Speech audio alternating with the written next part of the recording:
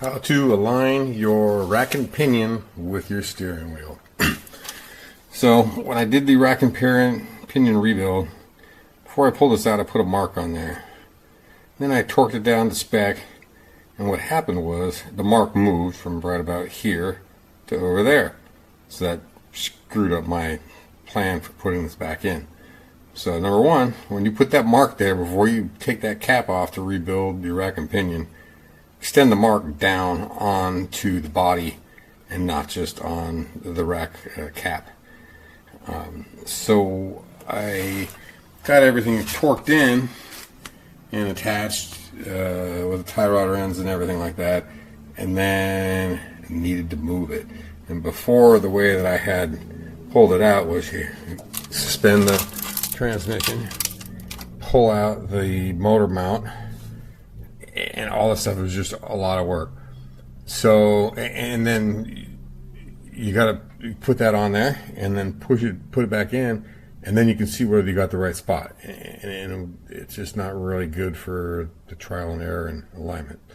So what I did was I did some disassembly inside the interior and made it so I could pull the steering wheel up with this all in place. So remove this bracket that went from here to there. It was kind of in the way and holds this tubing right here. Then remove this boot. The bottom one is just a hook kind of thing. These other three are these spring-loaded clips. So to get this boot off, stick a screwdriver in down in there and then push that. Oh, there we go. Push that down, and then it'll pop out. And that'll give you one room to see what you're working on down on the ball joint there. So then, in the cab, I'm used to working on my truck.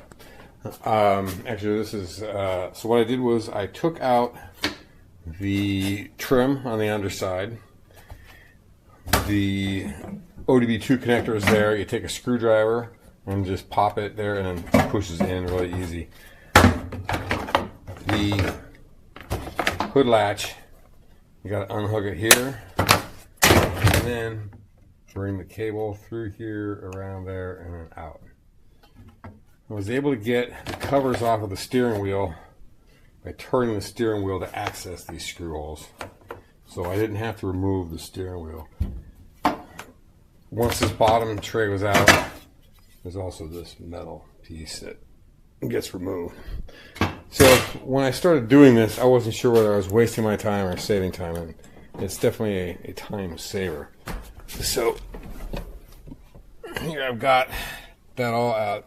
So just those three pieces, and then I can get up in here.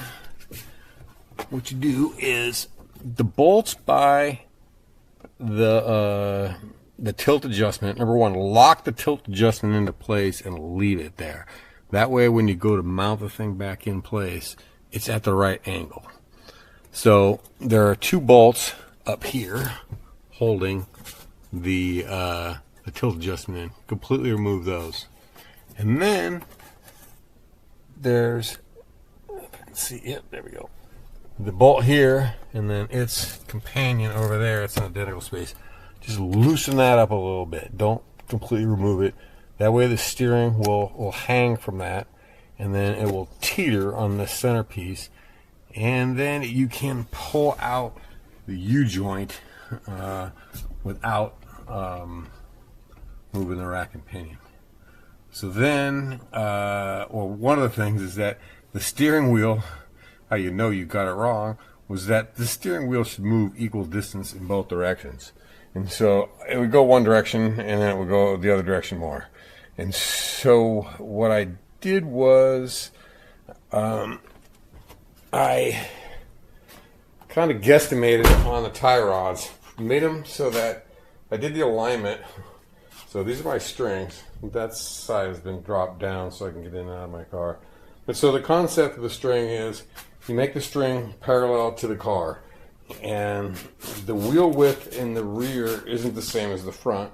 they're both going to change when they're going up and down because of the control arms.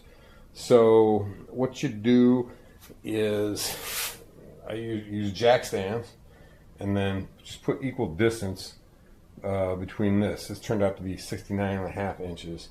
And then, so the jacks between the strings in the front and in the back, they should both be at 69.5 inches. And then you center them on here. So it's equal distance here as it is to the other side. And then on the center of the hub here, it's equal distance from the other side. So then you end up getting a straight line. The other thing is that in order to correctly measure the distance between these two, they have to be perpendicular to or at a right angle to this. So I put them in place based off of just the walls, because the car is coming straight in. It's not super critical, but you don't want them at an angle, because then when you measure your distance across there, you're going to get, if they were at an angle, you get a larger distance. So then what I did to correct is I aligned the wheels. I figured out how much this was off by looking at where it stopped on each end. So what happened was, it was basically I needed to twist it a 1/16 of a turn. And so what I did was I set the steering wheel at 1/16 of a turn, and then aligned the front wheels to that roughly. And then so that's where this should be then centered. So then I pulled the steering wheel out and then put it back in so that the steering wheel was actually centered, because before it was 1/16 off as a turn. And then I went back and redid all my alignment and got it correct. And then, so the amount of threads on inside of each tie rod are pretty close. Where initially, because the steering thing was off, it was just way off. So the real thing I wanted to get across here is that you can disassemble this stuff on the interior, and you do the alignment of the steering wheel to the rack and pinion that way, so that you're not having to move the rack and pinion. And this moves pretty quickly. It would be slightly easier with another person, so that when you go to push the U-joint back onto the rack, that it goes on straight, and just having someone to do it. But that was it. So now my steering wheel, when I turn it to the left and I turn it to the right, it stops at the same relative position, and my wheels are aligned. Have a good day.